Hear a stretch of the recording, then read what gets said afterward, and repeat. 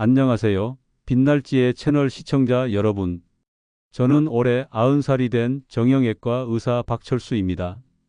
여러분, 혹시 아침에 일어날 때 무릎이 뻣뻣하거나 계단을 오르내릴 때 다리가 무겁게 느껴지신 적 있으신가요? 아니면 조금만 걸어도 다리가 아프고 힘들어서 자꾸 쉬고 싶으신가요? 만약 이런 증상이 하나라도 있으시다면 오늘 제가 말씀드릴 내용을 끝까지 들어보시기 바랍니다. 왜냐하면 제가 지난 65년간의 의료진으로서의 경험과 제 자신이 90세까지 건강한 다리를 유지해온 비결을 모두 공개할 예정이기 때문입니다. 먼저 구독 버튼을 눌러주시고 좋아요도 꾹 눌러주세요. 여러분의 건강한 노후를 위한 소중한 정보들을 계속해서 전해드릴 수 있도록 응원해 주시면 정말 감사하겠습니다. 자, 그럼 본격적으로 시작해 보겠습니다. 여러분, 저는 90세입니다. 하지만 아직도 매일 아침 30분씩 산책을 하고 일주일에 3번은 병원에 나가서 환자들을 돌봅니다. 제 동년배 친구들은 대부분 지팡이를 짚거나 휠체어를 타고 계신데 저는 아직도 혼자 힘으로 어디든 걸어 다닙니다. 사실 젊은 의사들도 놀라워합니다. 선생님, 도대체 어떻게 그 나이에 그렇게 다리가 튼튼하신가요? 라고 물어보거든요. 그럴 때마다 저는 이렇게 답합니다. 다리 건강이 바로 노화의 시작점이다. 다리가 약해지면 모든 것이 무너진다. 여러분, 이것은 의학적으로도 명확한 사실입니다. 우리 몸에서 가장 큰 근육들이 바로 다리에 몰려 있습니다. 허벅지의 대퇴사두근, 종아리의 비복근과 가자미근, 이런 근육들이 약해지기 시작하면 우리 몸 전체의 대사가 떨어집니다. 혈액순환이 나빠지고 심장에 부담이 가고 결국 전신 건강이 악화되는 거죠. 제가 지난 65년간 수많은 환자들을 진료하면서 발견한 가장 중요한 사실 하나를 말씀드리겠습니다. 80세가 넘어서도 건강하게 사시는 분들의 공통점이 바로 다리 근육이 튼튼하다는 것이었습니다. 반대로 70대부터 급격히 쇠약해지시는 분들은 예외 없이 다리부터 약해지기 시작했습니다. 특히 제가 기억하는 환자 한 분은 75세에 처음 오셨는데 그때만 해도 혼자서 잘 다니셨어요. 하지만 다리 근육량이 평균보다 30% 부족했습니다. 그 후 3년 만에 보행기 없이는 걷기 힘든 상태가 되셨죠. 반면 82세에 오신 또 다른 환자분은 다리 근육이 60대 수준으로 튼튼했습니다. 그분은 지금 87세인데도 여전히 등산을 다니십니다. 그런데 여기서 중요한 건 다리 건강은 하루아침에 망가지지도 하루아침에 좋아지지도 않는다는 것입니다. 매일매일 조금씩 관리해야 하는 거예요. 저도 50대부터 이 사실을 깨닫고 매일 빠짐없이 실천해온 특별한 루틴이 있습니다. 이 루틴 덕분에 90세가 된 지금도 20대 청년처럼 계단을 오르내릴 수 있습니다.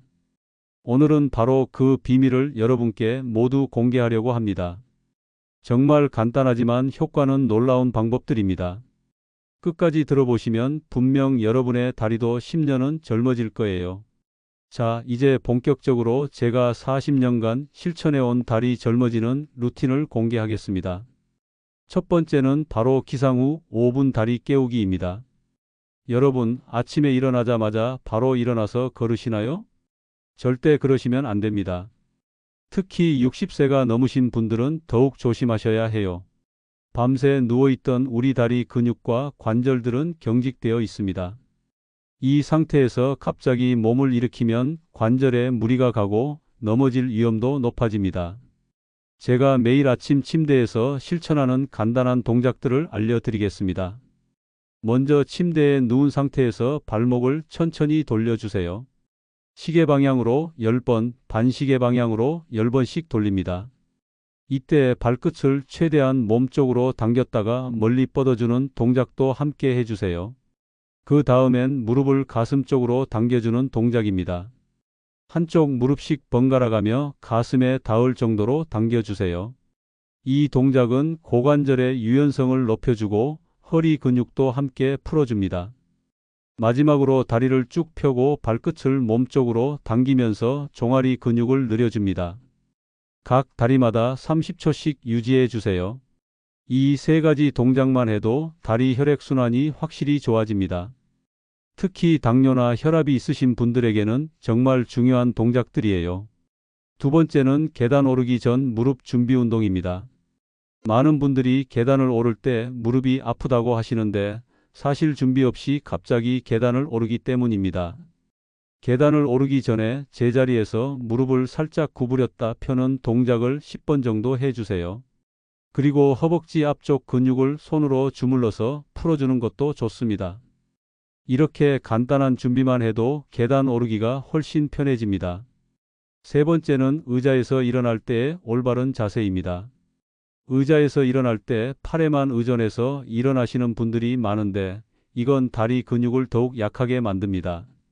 올바른 방법은 이렇습니다. 의자 끝에 살짝 앉아서 발을 어깨 너비로 벌리고 상체를 조금 앞으로 숙인 후 다리 힘으로만 일어나는 겁니다. 처음에는 어려우실 수 있지만 이 동작이야말로 허벅지 근육을 강화시키는 최고의 운동입니다. 하루에 의자에서 일어나는 횟수만 해도 수십 번인데 이 모든 동작을 운동으로 바꾸시면 따로 헬스장 갈 필요가 없어집니다. 여러분, 이 세 가지만 실천해도 벌써 다리가 달라질 겁니다. 하지만 더 중요한 건 이제부터 말씀드릴 내용들입니다. 네 번째로 말씀드릴 내용은 걷기 전 반드시 해야 하는 다리 점검법입니다. 많은 분들이 건강을 위해 걷기를 하시는데 잘못된 방법으로 걸으면 오히려 관절을 망가뜨릴 수 있습니다. 제가 매일 산책을 나가기 전에 하는 간단한 점검법을 알려드리겠습니다. 먼저 벽에 등을 대고 서서 한 발로 서 보세요. 30초 이상 균형을 잡을 수 있으면 정상입니다. 만약 10초도 못 버티신다면 평소 걸을 때도 중심을 잡기 어려우실 거예요. 이런 경우에는 무리하게 멀리 걷지 마시고 짧은 거리부터 천천히 시작하셔야 합니다. 두 번째 점검은 제자리에서 발뒤꿈치를 들고 까치발로 서는 것입니다. 종아리 근육이 약하면 몇 초도 못 버티거든요. 종아리는 우리 몸의 제2의 심장이라고 불릴 만큼 중요한 부위입니다. 종아리 근육이 약하면 혈액순환이 잘 안 되어서 다리가 붓고 쉽게 피로해집니다. 세 번째는 무릎을 90도로 구부린 상태로 30초간 유지하는 것입니다. 의자에 앉듯이 허공에서 앉은 자세를 유지해 보세요.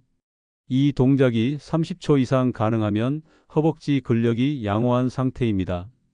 만약 10초도 힘들다면 걷기보다는 먼저 근력 운동을 우선적으로 하셔야 합니다. 이 세 가지 점검법으로 본인의 다리 상태를 정확히 파악하신 후에 걷기를 시작하시면 됩니다.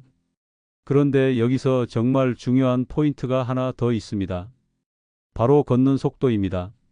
많은 분들이 빨리 걸어야 운동이 된다고 생각하시는데 이건 큰 오해입니다. 나이가 들수록 중요한 건 속도가 아니라 정확한 자세입니다. 제가 추천하는 걷기 속도는 옆 사람과 대화할 수 있을 정도의 속도입니다. 너무 빨리 걸어서 숨이 차면 오히려 심장에 무리가 가고 자세도 흐트러집니다. 천천히 걸으면서 발뒤꿈치부터 땅에 닿고 발가락 끝으로 땅을 밀어내는 느낌으로 걸으세요. 이때 팔은 자연스럽게 앞뒤로 흔들어 주시고 고개는 정면을 보고 걸으시면 됩니다. 또한 걸을 때 중요한 건 호흡입니다. 코로 들이마시고 입으로 내뱉는 복식 호흡을 하면서 걸으시면 산소 공급도 좋아지고 지구력도 향상됩니다. 그리고 한 가지 더, 걸을 때 스마트폰을 보시는 분들이 많은데 절대 하시면 안 됩니다.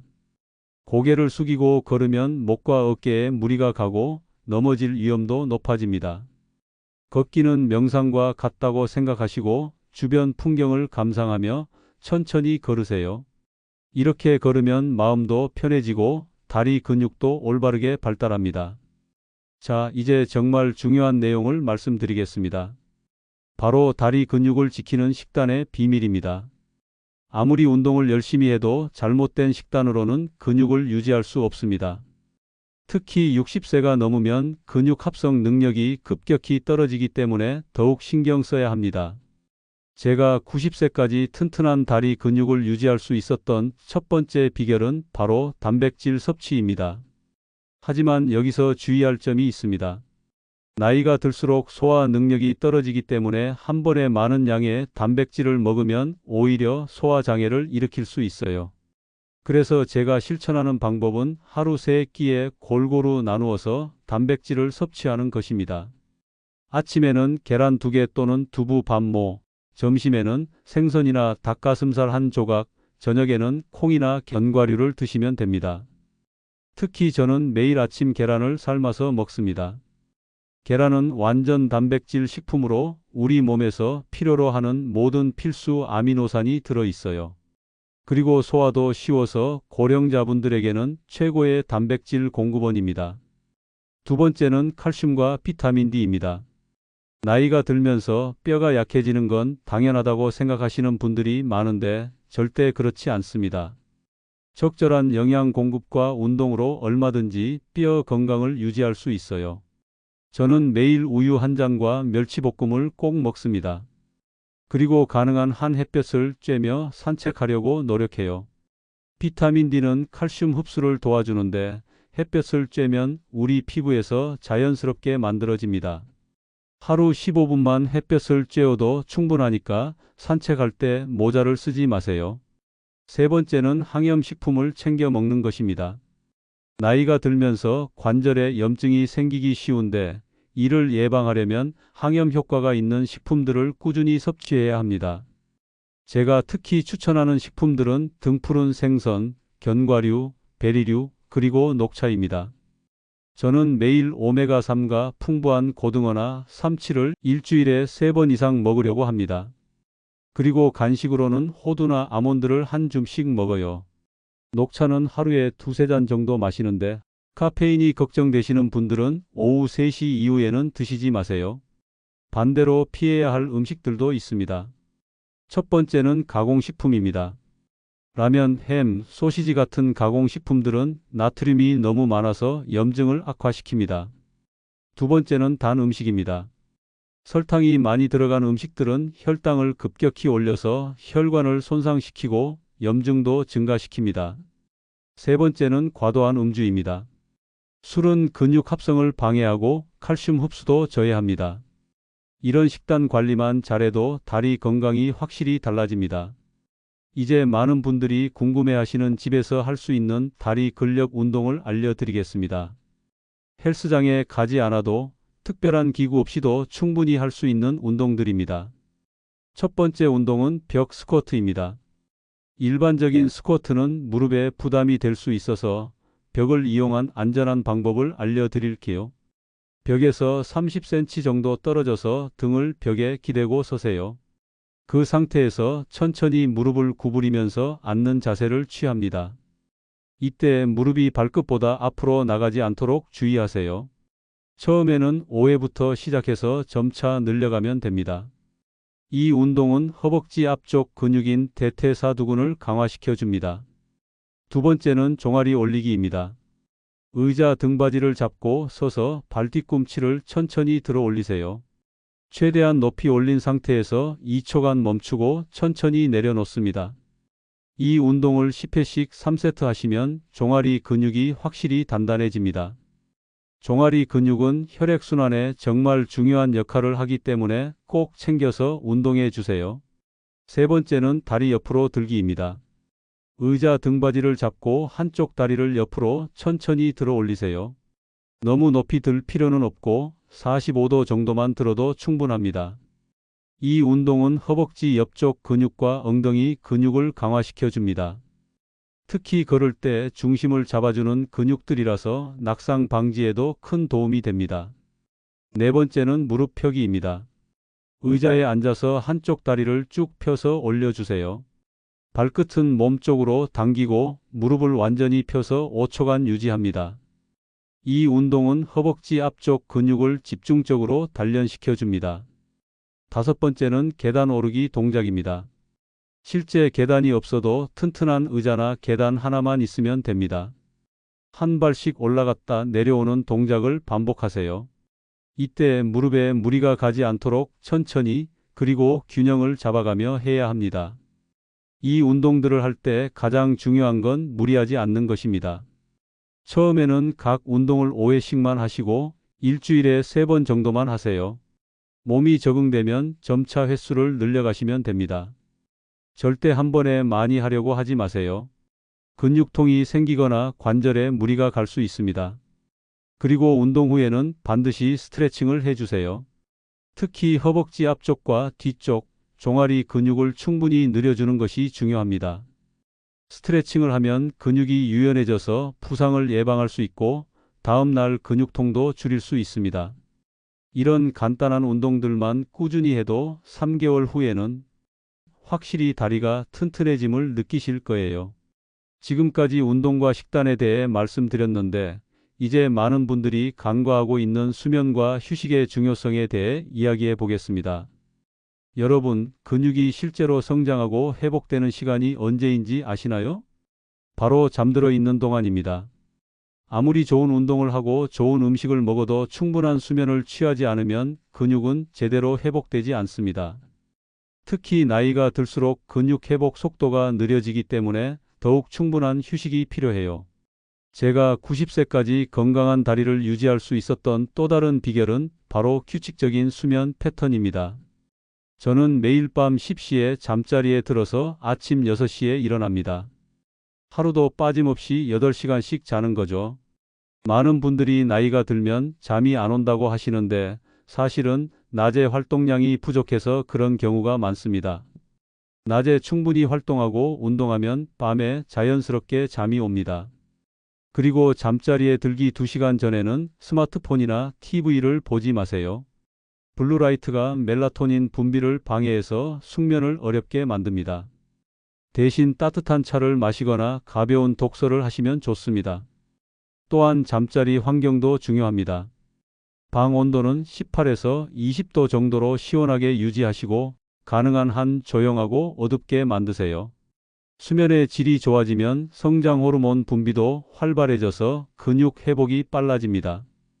두 번째로 중요한 건 낮잠의 활용입니다. 많은 분들이 낮잠을 게으름이라고 생각하시는데 전혀 그렇지 않습니다. 적절한 낮잠은 오히려 건강에 도움이 됩니다. 다만 30분을 넘기지 마세요. 너무 오래 자면 밤잠에 방해가 될 수 있어요. 저는 점심 식사 후 1시간 정도 지나서 20분 정도 낮잠을 잡니다. 이렇게 하면 오후 활동할 때 훨씬 활력이 넘칩니다. 세 번째는 스트레스 관리입니다. 스트레스는 근육 회복을 방해하는 최대의 적입니다. 스트레스 호르몬인 코르티솔이 분비되면 근육이 분해되고 염증도 증가합니다. 저는 스트레스를 받을 때마다 심호흡을 하거나 짧은 산책을 합니다. 특히 복식 호흡은 정말 효과적입니다. 코로 4초간 천천히 들이마시고 4초간 참은 후 입으로 4초간 천천히 내뱉으세요. 이 호흡법을 5분만 해도 마음이 한결 편해집니다. 그리고 가족이나 친구들과의 대화도 스트레스 해소에 큰 도움이 됩니다. 혼자 끙끙 앓지 마시고 누군가와 이야기를 나누세요. 마지막으로 적절한 휴식일을 갖는 것입니다. 운동도 매일 하면 오히려 독이 될 수 있어요. 일주일에 하루나 이틀은 완전히 쉬는 날을 만드세요. 이날에는 격한 운동 대신 가벼운 스트레칭이나 명상 정도만 하시면 됩니다.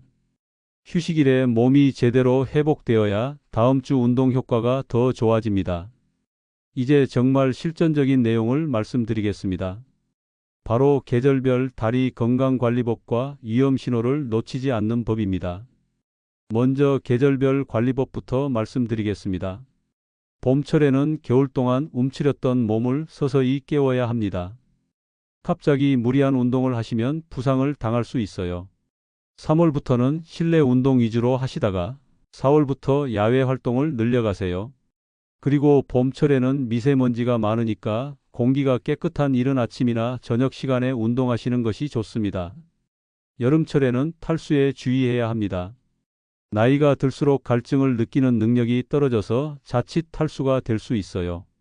운동하기 30분 전에는 물 한 컵, 운동 중에도 15분마다 조금씩 물을 마셔주세요. 그리고 너무 더운 시간대에는 운동을 피하고 이른 아침이나 해 질 무렵에 하시기 바랍니다. 가을철은 운동하기 가장 좋은 계절입니다. 온도와 습도가 적절해서 야외 활동을 늘리기에 좋아요. 이때 겨울을 대비해서 근력 운동을 조금 더 강화시키시면 좋습니다.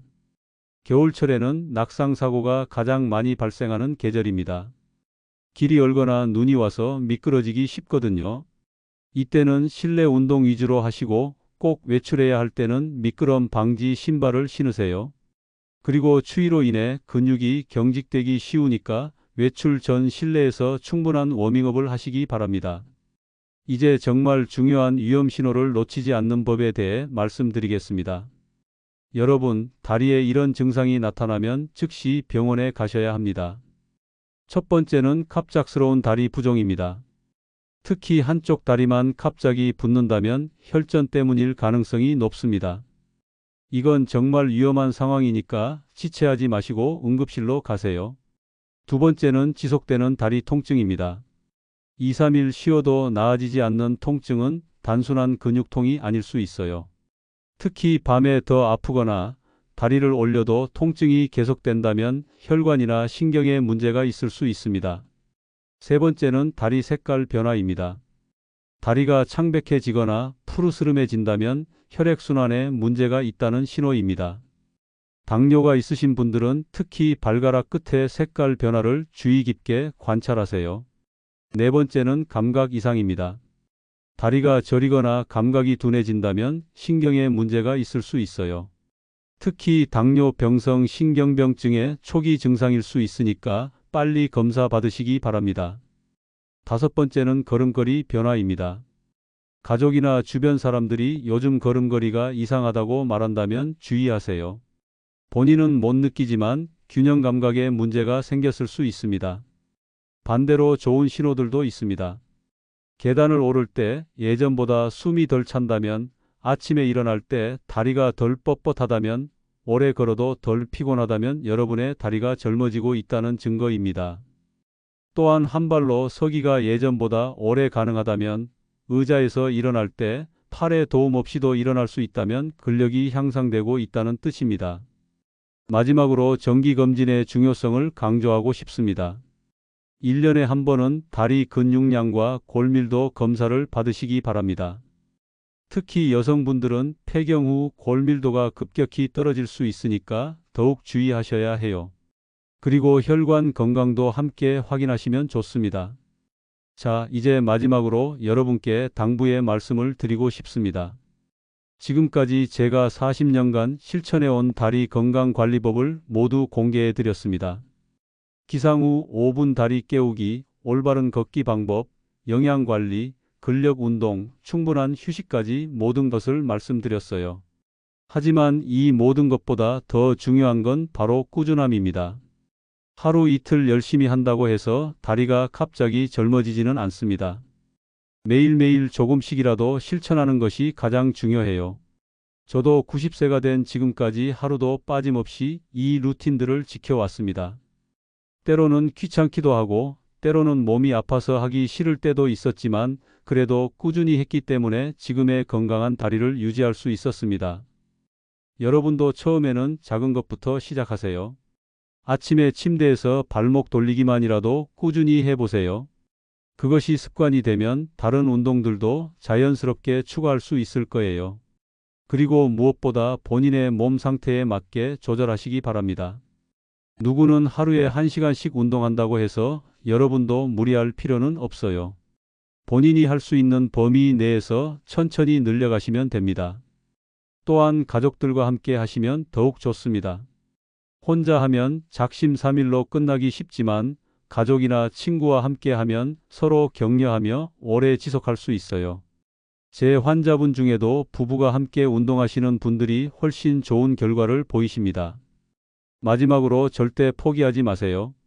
이제 나이가 많아서 소용없어라고 생각하시는 분들이 계신데 절대 그렇지 않습니다. 몇 살이든 시작하면 분명히 효과를 보실 수 있어요. 실제로 제 환자 중에는 80세에 운동을 시작해서 85세에 등산을 하시게 된 분도 계십니다. 여러분의 다리도 충분히 젊어질 수 있습니다. 오늘부터 당장 시작해 보세요. 그리고 궁금한 점이 있으시면 언제든지 댓글로 남겨주세요. 제가 가능한 한 답변 드리겠습니다. 지금까지 긴 시간 들어주셔서 정말 감사합니다. 여러분의 건강한 다리와 행복한 노후를 진심으로 응원합니다. 구독 버튼 꾹 눌러주시고 좋아요도 눌러주세요. 그리고 알림 설정까지 해두시면 새로운 건강 정보를 가장 먼저 받아보실 수 있습니다. 가족, 친구분들에게도 이 영상을 공유해서 함께 건강한 다리를 만들어 가시기 바랍니다. 다음에도 더 유익한 건강 정보로 찾아뵙겠습니다. 빛날 지혜와 함께 건강하고 행복한 하루 보내세요. 감사합니다.